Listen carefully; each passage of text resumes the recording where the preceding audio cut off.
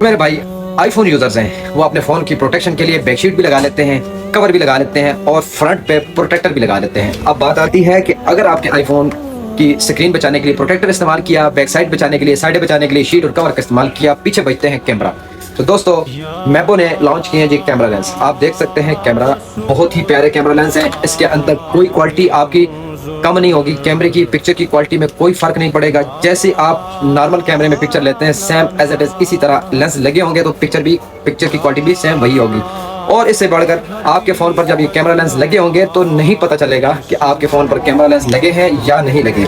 अगर आप भी अपने फ़ोन की प्रोटेक्शन के लिए इस तरह के प्रोडक्ट्स हासिल करना चाहते हैं तो दिए गए नंबर पर हमारे साथ रब्ता करें। हम होलसेल प्राइस पर आपको डिलीवर करके जाएंगे, आपकी शॉप पर देकर जाएंगे।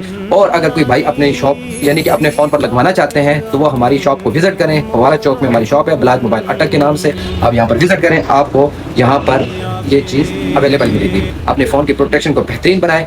हमारी वीडियो अच्छी लगे तो लाइक करें, शेयर करें, सब्सक्राइब करें, जितना हो सके रिपोस्ट करें। दुआ में याद रखिएगा, अल्लाह ने के पान।